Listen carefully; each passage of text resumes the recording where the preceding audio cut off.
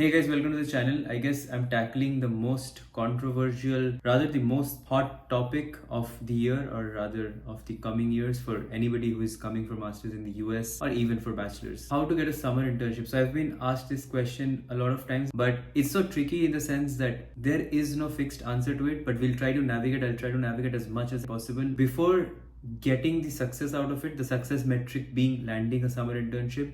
I think it's important to understand how the market is, what is the problem and what is the actual game, right? Because I think most folks, and this was me, I think last year in October, comes at a point where there's like you're doing everything right but you're still not achieving whatever you want to achieve, like in terms of interview callback or in terms of getting an actual internship, whatever it might be, right? The first step is just getting a callback. I was also struggling with this, and I think it is super important to first understand that how many internships are realistically there. Let's do guesstimates.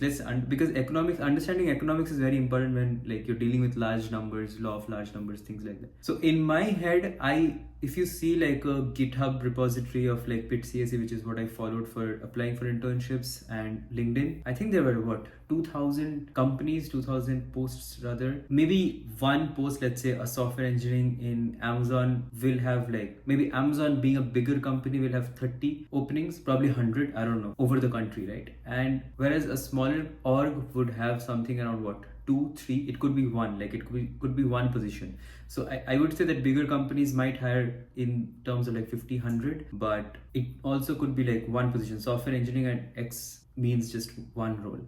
So what I'm trying to get at is 2,000 postings would mean 10 to 15,000 summer internship positions. I don't know. It is very hard to report this number. I would love to see it. If somebody can, then we can actually get to that conclusion that how many jobs are there. So, and I'm talking about tech, right? It's computer science, data engineering, all of these things. I see that you're watching till now, which I really appreciate. I would also appreciate if you just subscribe the channel. My sense is that tech would have 10 to 15,000 jobs, maybe 20,000 in max. And how many people are there? Like I talk about this a lot, but I think India issued 130,000 F1 visas last year. So some of it will be masters, most of it, if I have to do like raw guesstimates, I'm throwing numbers, this is not evidence backed, but it's like I would guess like 1 lakh out of that is masters and 30,000 is bachelors, and I would estimate that out of that 1,70,000 to 80,000 is probably computer science. So out of that 80,000, 20,000 postings are there. So it's like a zero sum game, and that number, by the way, matches 20,000 divided by 80,000. That 25% number matches with what I see in my college, because I had reported that data. That is a data point. That is a fact that 25% of ASU folks landed a summer internship in tech. And I had also checked with someone at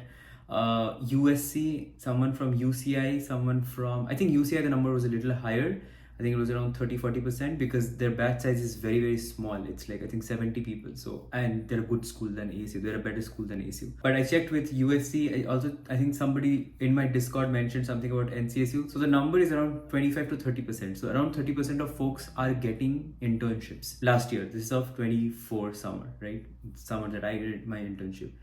And like what I'm trying to get at is this number is making sense to me. So we can relatively say that, okay, there are like 15-20,000 jobs, like internships, and there are like 80,000 people, whatever, that doesn't matter. Basically 25% is the number that I think I'm very interested in. So 1 out of 4 people will get an internship. It is important to understand that it's a zero sum game, and it's not that if everybody tries, everybody will get. So for every 1% to get an internship, 3 will not have an internship. Then the next question, how do I go ahead of those 3? So I'll get to that. But एक level पे सब लोग same है, in the sense that everybody is sort of decently qualified. They've all finished a bachelor's degree. From an internship standpoint, when an organization is giving an internship, it's like a training program. So everybody has a bachelor's degree. That's why they're coming for masters. Some folks have decent job experiences, some do not have, but they know how computer science works on paper, right? They know how operating systems work, they know how databases work, they know how networking works. So the basics, object-oriented programming, they can write code. It is expected of them. I do not think that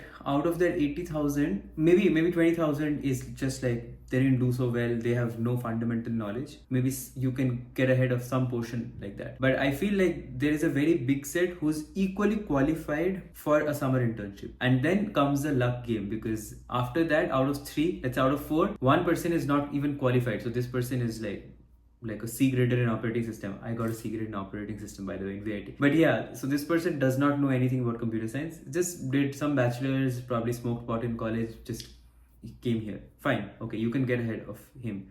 The thing is, these three are equally qualified. So this person getting ahead of these two, this person getting a summer internship, and these two not getting a summer internship, has to be on luck. So let's say there is person A, there is person B. Person A did a summer internship in Amazon, person B did a summer internship in a local startup that paid $23 an hour, right? And both are, let's say, software engineering, right? So if you ask person A how many applications this person has done and B how many applications this person has done, it is both going to be like around 500 to 1000 in the 2024 market. Everybody, like whoever you ask, has done at least 500 plus. This is based on talking to multiple people. From what I understand is this person got a call back from Amazon, this person got a call back from a local company. But if this person was so smart to get a call back from Amazon, then this person would have also got a call back from this local company and everything that comes in between, right? This person would have a significantly higher callback rate. And let's get into statistics now, because I think it's really important. This is the point I want to hammer on. So how p-tests and significance test works is, and I don't want to get too technical about it, it's basically at what point do you call an event a significant event, in the sense that, let's say I roll a die and I roll a 6 and I do it, let's say 1,000 times, right? So if I see that 800 times I'm getting a 6 out of the 1,000 times, then I should get a hint that this die is biased, right? There is some sort of, this 800 is significant number. So at what point do you say that this number is significant or not? And if that didn't make sense, let me try it with the internship example. So if a person, let's go back to this Amazon person versus local startup person. If this person out of 1,000 applications has gotten 5 callbacks, right, from Amazon, and then let's say 4 other orgs, and this person has got a callback from 2 companies, a local and another local, let's say. Do you think that this resume is better than this? I don't know. Is 5 a significant number? Is this 3%? And it's not 3%, it's 0.3%, because out of 1,000, is it like a significant number or not? I would say that if this person is getting 50 callbacks, I would want to look at this person's resume. In this market, if somebody's getting, because the general callback rate has been 1 out of 500, or mine has been 7 out of 1,200, like 7 email backs and 6 interviews. So mine was like 1 out of 200 every, but I have seen 1 out of 500. I've also seen 1 out of 1,000, 1 or 2 out of 1,000, and these are all good resumes. So if this person is getting, let's say, 50 callbacks from 1,000 applications, this is a 0.5% callback rate, I will go to this person. I would want to have this person on a podcast, because this is where I would say that, okay, this is significant number. This is not through luck. This is definitely, there is something that this person is doing right, which is getting so many callbacks. But if this person is getting 2 and this person is getting 5, those extra 3 are probably not through some extra thing that he did. That is probably just through luck. But once you've done those 1,000 applications and your roommate has also done 1,000 applications, and one of you has got a callback and the other person has not, then is when you actually understand this, that it is out of your control in some sense, right? In a lot of sense, actually. Because I've seen same resumes, almost similar resumes, people sitting together and curating their resumes similarly, applying for the same role, asking for the same referrals, but one person has got a callback, because it's just that it is not possible for everybody to evaluate, right? Not everybody will get a callback. The hiring manager is not going to interview more than 5 or 10 people for one role. 10 is also on the higher side. I don't think the hiring manager will interview more than 10 candidates for one role, is what I'm trying to say. So the recruiter has to shorten it down. This is where the luck game, when everybody say it's a numbers game, I say, on an Instagram reel, I have to say that it's a numbers game, but this is the crux of the matter. This is where the numbers come in from. If you understand this, then you change your mindset in the sense that, okay, I gotta do these things, but things are not in my control. So you have that sort of humility that even after doing everything, it is possible that things are not in my control, and I might not land that internship, because not everybody will. So once this point is clear, what is the best possible thing that you can do? Number 1 is going to be the number of applications, because even after saying these, like I said, out of 4, 1 person will still not do applications. I know for a fact that people have done like 5 applications till now. Last year by this time I had done 200 applications at least, and even my friends had done 200, 300 applications. We were applying all day. We were doing like 20 to 30 applications every day. And September, October is when I think a lot of openings come out. November, December, things get a little lighter because of Thanksgiving, Christmas, and then spring it picks up. But I feel like this is the season. September is probably August, September, October is probably the highest like application season, and callback might be next semester, but you have to still apply because the posting will get closed, and expect to apply like at least 1,000 plus. Most people I know have done 1,000 plus. This is like a very realistic 2024 guide for who require visa sponsorships and stuff. So all that advice of no, curate one thing, network heavily, bro, like yeah, I've seen that. I've seen people I did a podcast with Amay, who's a senior data engineer in Apple. So a senior data engineer in Apple applied to 1,200 roles and got, I think, 2 callbacks, and one of them was Apple. So the callback from Apple was not in his hand, right? In the sense that if his resume was so outstanding, star-spangled awesome, then he would have gotten more callbacks, right? He would have gotten 50 callbacks. If he could convert Apple screening, then he could have converted the other things as well. But it's just that his resume was picked because of the right place, right time, all of those things. So his resume got picked because of resume was obviously good. I'm not denying that. I'm saying that if it was good, it would have also gotten picked in other smaller companies, but it just did not because there are sponsorship issues. And it's just that in other places, somebody else's resume got picked with similar background. After you get the callback is when the skills picture. So that I'll get to that in a bit. But yeah, so basically you have to do applications, and I can't stress on this enough. Whoever has, like, you talk to anyone who has made it versus anyone who has not made it, they'll all say, I think everybody agrees on the applications part. So you gotta do like at least 1,000 plus applications throughout the year rather. Where do you do applications from? I think LinkedIn is good, and I think the simplifies pit CSE repository. Just type in Google simplify 2025 summer internship, you'll land on that GitHub repo. Some people I know used Indeed and did get callbacks, so Indeed is probably the third. Other than that, it's going to be these three would be like major internship resources. Now for resume, I feel like for resume you should have it as good as possible. You should not, that is not to say that if you just apply to 1,000 jobs with a shitty resume, you'll get something. I'm saying that apply to 1,000 jobs regardless of anything, right? The best resume you can do, apply to 1,000 jobs. But now coming to the best resume you can possibly have, I think these are well-known facts, but I just want to reiterate it. That's why I spent a lot of time on the luck thing, because that is not talked about a lot. Every guide is talking about like resumes and LeetCode and projects, but they don't talk about the luck thing a lot, how important it is. And it's probably 95%. I say it's 95% luck and 5% skill for internships. Once you enter the market, once you have a job, and once you're trying to switch, things are different. That is not what we are talking about today. We're talking about the first job, like internship. Some of it is also applicable for new grad. I think new grad internship is pretty similar. Basically pool hiring, college hiring. But like I said, I want to cover everything. So in resume, action verbs are really important. Just Google action verbs, just ask ChatGPT to give you certain action words. Things like designed, deployed, engineered, spearheaded, all of these things, right? So do not start a sentence with made a project, right? Obviously. But I think a lot of people would already know it. Impact metrics are important, but I think impact metrics is the new buzzword, right? Everybody's talking about impact metrics. And to chase that, I see a lot of resumes where people are just throwing impact metrics like that. So deployed something which improved customer satisfaction by 30%. Anybody who is seeing that resume would see that it's full of crap, in the sense that how did you even... Customer satisfaction is almost always like sort of an intangible. How did you so clearly, it's like a nice round number 30%. I know that you have just put it there because you thought that it would make sense, in the sense that it was just put there to be there, right? I think impact metrics also need to be worked on, because saying things like improve engagement by 5%, improve customer satisfaction by 30%, this doesn't make sense, and anybody will see right through it. For example, a project that I did last summer was doing a sort of a manual task. It was making it automated. So the manual task would take 4 minutes. The automated speed, which I can count, which I can like set a timer and count, it was around 7 seconds. So this is a nice impact metric, and I know that it is not full of crap, right? It is like a truthful, measurable metric. A metric has to be measurable, right? So saying things like engagement or retention can also be measured.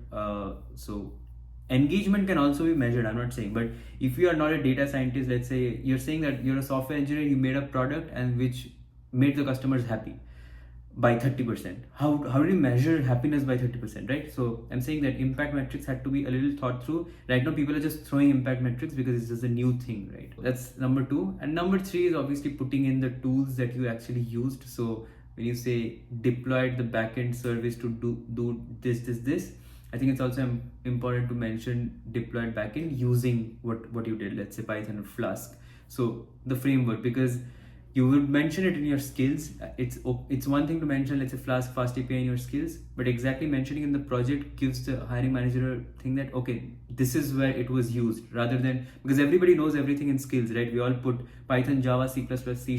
Like, I'm a Rust developer apparently, but you have to put it in context. Fast API was used for this service. Okay, got it.